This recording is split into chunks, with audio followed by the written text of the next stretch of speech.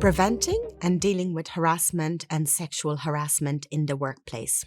Welcome to this Fáilte Island video series designed to support tourism and hospitality businesses in meeting your employer obligations. My name is Dominica O'Sullivan. I'm a human resources consultant with Action HR Services.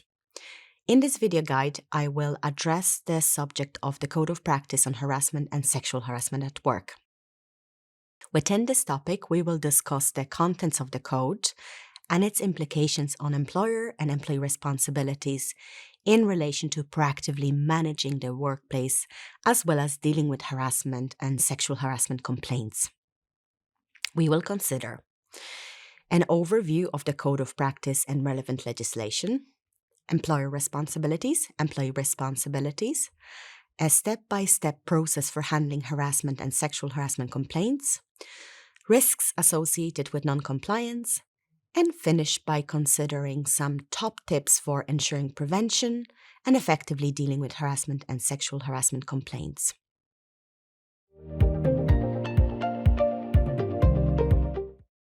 The Code of Practice on Harassment and Sexual Harassment at Work, prepared by the Irish Human Rights and Equality Commission, IREC in short, was first published in February 2022. The code replaces all previous relevant codes. It provides practical guidance to employers and employees on the definitions and examples of both harassment and sexual harassment, how they can be prevented, and the steps to ensure that adequate procedures are readily available to deal with and prevent the recurrence of incidents.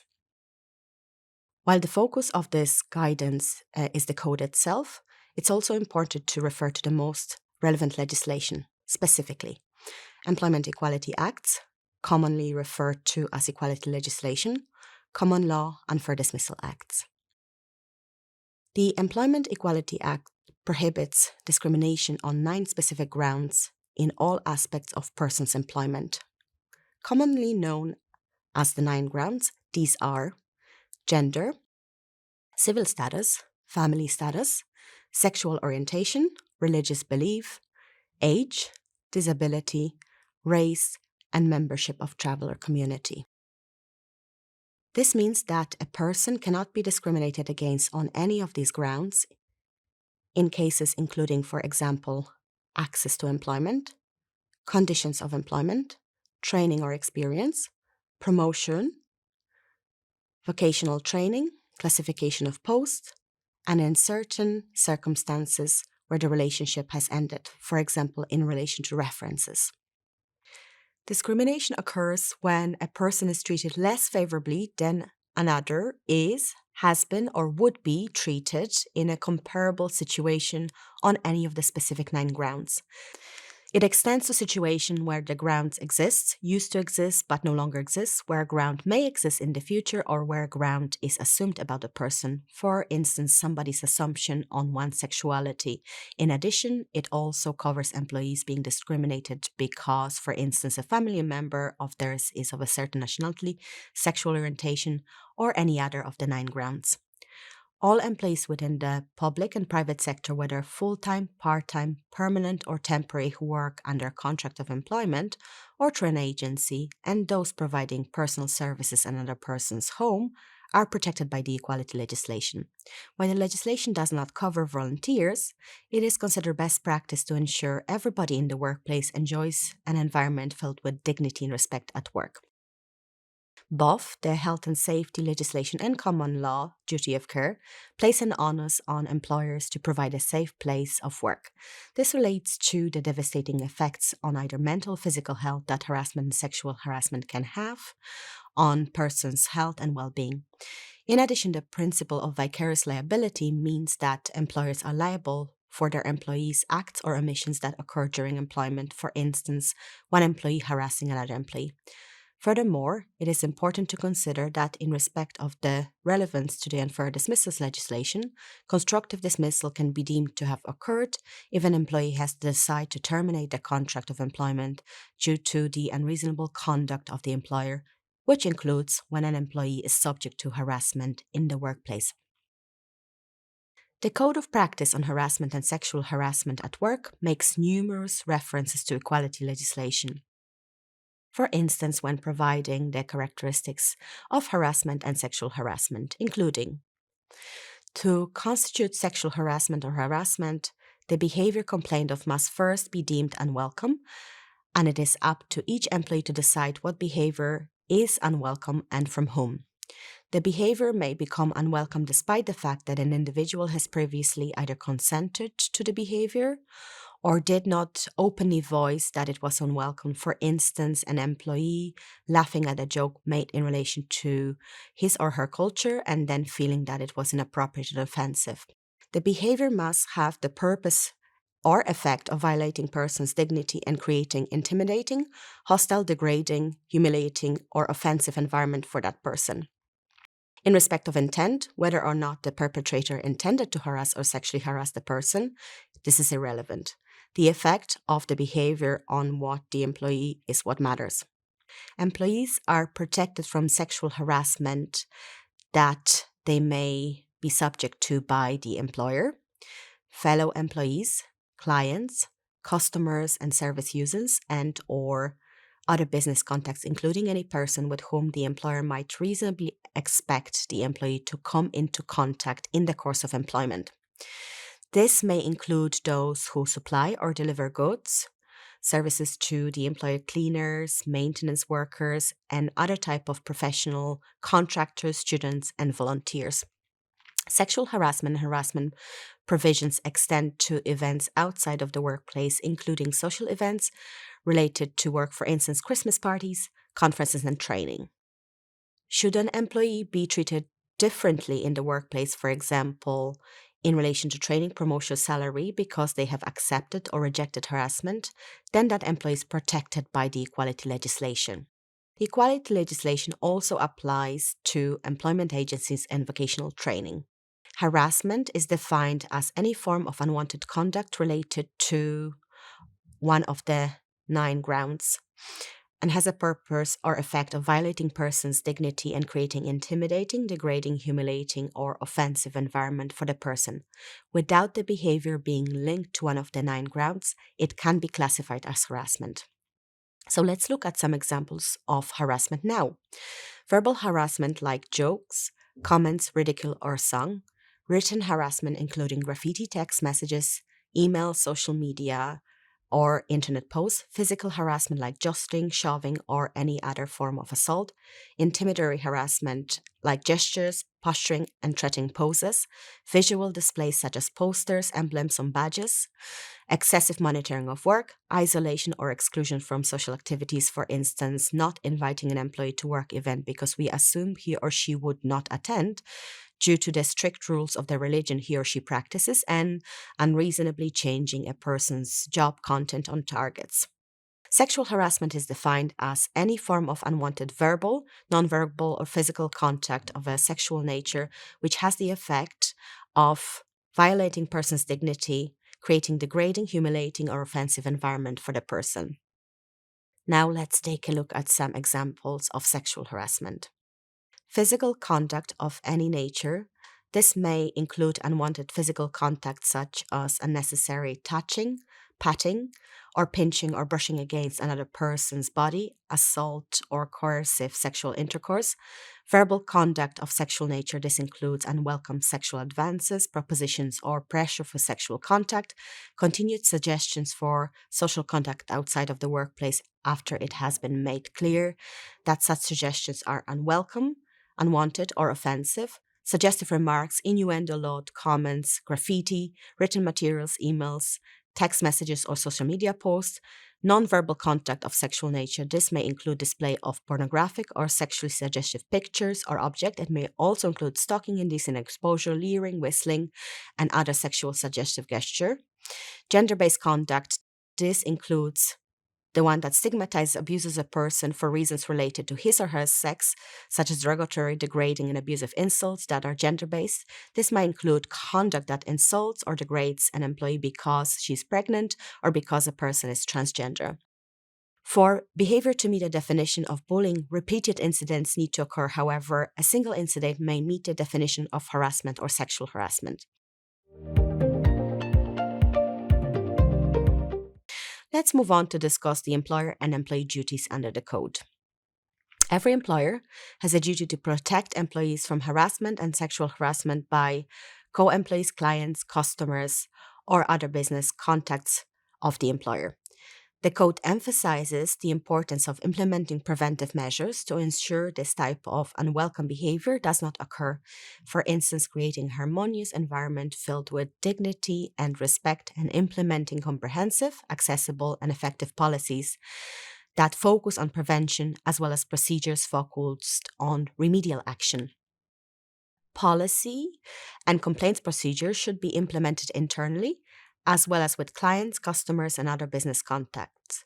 This should take place following consultation with trade union or employee representatives where appropriate. The policy should use simple, direct language and be communicated to all employees and to all levels of management. In addition, the policy should reasonably facilitate any employees with access or cognitive challenges, for instance, it being provided in Braille or by a way of an audio guide or using simple English for those who might have a limited command of English language. An employer has responsibility to ensure that certain information is detailed in the organization's harassment and sexual harassment policy. We have included a checklist of this information in the resources accompanying this video, but let's discuss this briefly now. Within the policy, the organization should confirm their commitment to ensuring the workplace is free from harassment and sexual harassment. The policy should assure employees that all complaints will be treated with fairness and sensitivity in as confidential manner as possible. Definitions of sexual harassment and harassment, which are simple, clear, and practical for the employees to understand, should also be included, along with offering illustrative examples of what can constitute harassment and sexual harassment. A statement should be incorporated to explain that protection extends to sexual harassment and harassment by coworkers, clients, customers, and other business contacts. Employees should understand from the statement that they will be protected beyond the workplace to work-related conferences and training, and that this may extend to work-related social events and social media sites. Employees should also be assured that they will not be treated differently because they have rejected or accepted sexual harassment or harassment. The policy should include a statement to remind employees that it is their decision as to what they consider unwelcome, irrespective of other opinions. The policy should also encourage employees to address harassment and sexual harassment directly. It should further assure employees that those who make a complaint, support a complainant, or who give evidence in proceedings will not be victimized. Management and employee responsibilities should be clearly outlined along with the role of unions if applicable. Some companies may have an appointed senior level champion who would be outside of the HR structure but at a senior level. This person would act as an independent voice, an advocate for diverse culture, free from harassment, where employees feel respected. Should a senior level champion exist within the organization, their role should be explained to employees. Finally, a detailed complaints handling procedure should be contained in the harassment and sexual harassment policy. All employees, including those in management and all other positions of responsibility, should be made aware of the policy as a part of formal induction process. The policy should be included in the staff handbook, updated regularly, distributed to all employees as a part of induction process, and redistributed when changes are made. The organization should confirm a commitment to training managers, supervisors, all staff on strategies to prevent harassment and sexual harassment at induction or through appropriate awareness-raising initiative. Such training should identify the factors which contribute to working environment free from harassment and familiarize participants with responsibilities and problems they are likely to encounter. It is recommended that during the training, employees are provided with specific examples of harassment and sexual harassment, and a discussion regarding those is facilitated to ensure clear understanding. The employer can test employees' understanding, for instance, by asking if a specific scenario is acceptable or not. During training, an employer can also encourage employees to ask themselves the following questions. Have I read the policy and am I clear on the contents? Do I find the behavior unwelcome, inappropriate, and offensive? Do I understand the relevant definition, and does the behavior I'm subject to potentially fit the definitions? Have I tried to address the behavior with the person in question, or do I need advice as to how to do so? In relation to means of communicating the policy, it could be included in newsletters, training manuals, leaflets, website, emails, and notice boards. The effectiveness of the policy should also be monitored through, for instance, staff surveys, anonymous questionnaires, and discussion at training courses. Now that we have covered the policy requirements in detail, let's look at the remainder of employer responsibilities and specifically what is expected from managers under the code. All managers are required to provide a good example by treating all employees in the workplace with courtesy and respect. Management is also tasked with promoting awareness of the organization's policy and complaints procedures effectively and remaining vigilant for signs of harassment, taking action before a problem escalates. This means that, for example, should a manager overhear an employee making what seems to be harmless jokes about another employee's religion, sexuality, nationality, etc., the manager should speak privately to both employees individually. The manager should explain that this behavior and language are not acceptable and will not be tolerated.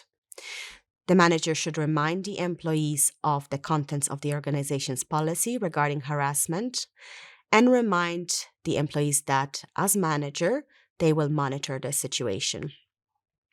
Depending on the seriousness of the behavior witnessed by the manager, they may also decide that action should be taken in line with the disciplinary procedure, even if no formal complaint is made. If an employee makes a complaint of harassment, management is required to respond to this in a sensitive manner, explaining the procedures to be followed, ensuring that an alleged perpetrator is also treated fairly, ensuring that an employee making a complaint is not victimized for doing so, and monitoring the situation after a complaint is made to prevent reoccurrence. Ensuring a workplace is free from harassment, sexual harassment, is everybody's responsibility, and all employees play an important role in this. Therefore, the employees are required to actively participate in any relevant training, to know the policy and report any observed inappropriate behavior, as well as to conduct themselves in line with the required standards of behavior.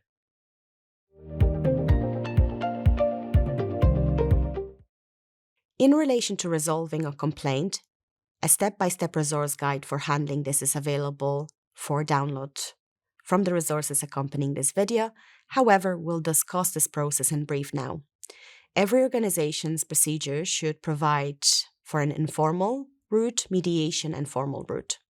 The informal procedure should provide for a competent named person to be available to provide information to both employees and non-employees on the procedure and on the policy in general, and to assist in the resolution of any problems informally.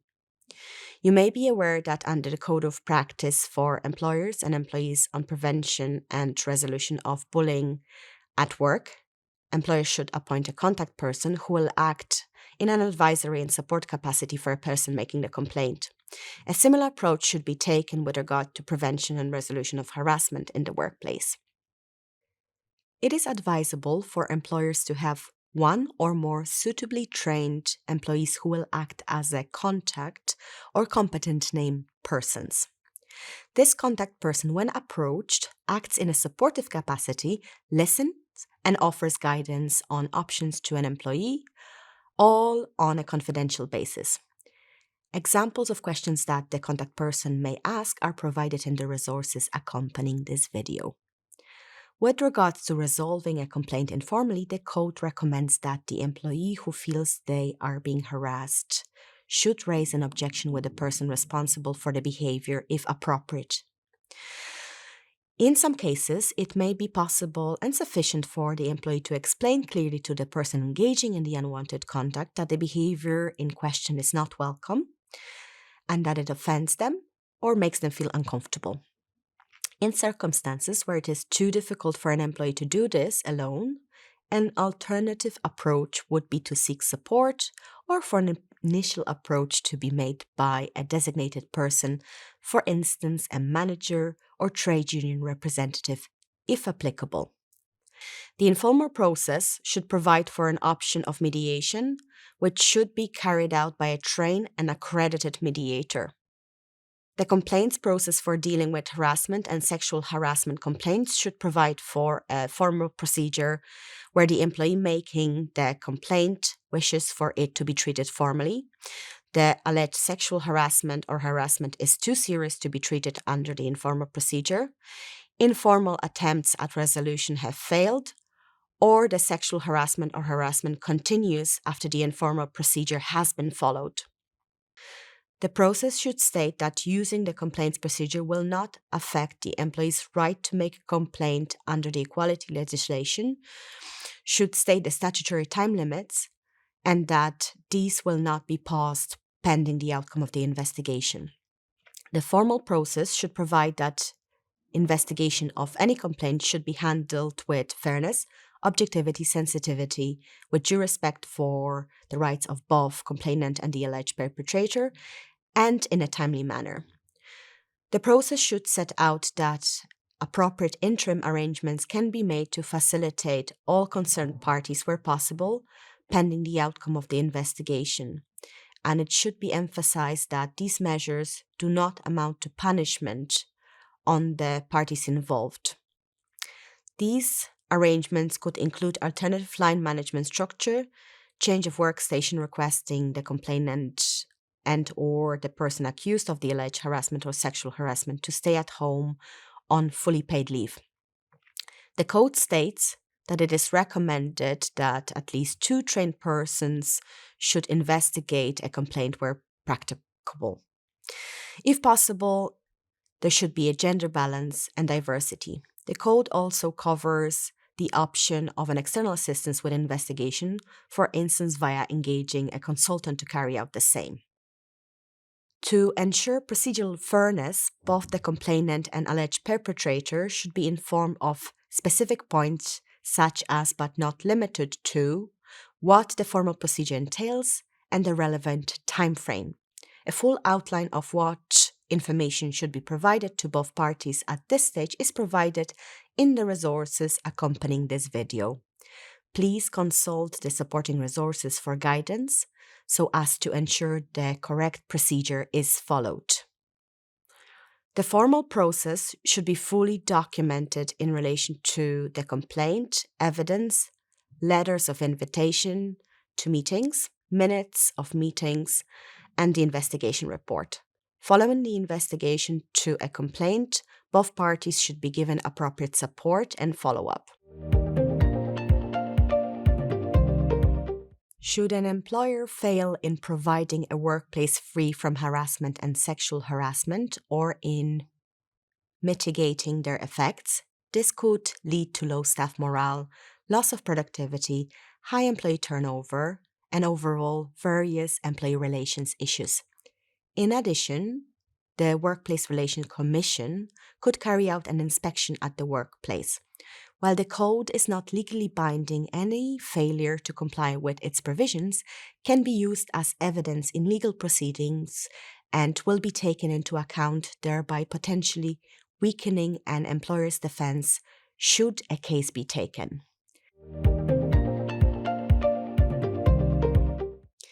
An employer who wishes to prevent harassment and sexual harassment related issues and to deal with them effectively, should they arise, needs to ensure that they become proficient with provisions of the code and the relevant definitions, implement a robust policy and procedures, create a strong culture where supervisors and managers lead by example, have their ear to the ground, and effectively address an early signs of inappropriate behavior, ensure everyone in the organization is fully aware of what harassment and sexual harassment look like and what are the consequences of engaging in the same. Provide relevant training to all employees at the induction stage. Contact/competent named persons before they are appointed. Managers who may be involved in informal resolution, investigation, or appeal.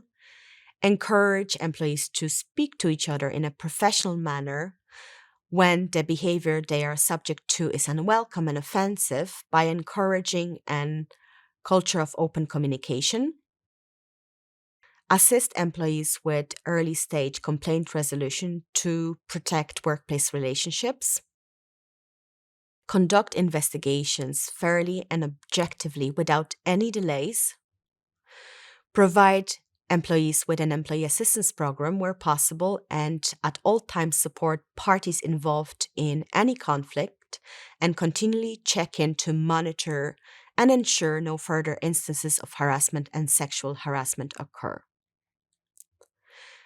Further information and guidance on how to fulfill your employer obligations is available in the other video resources in this suite.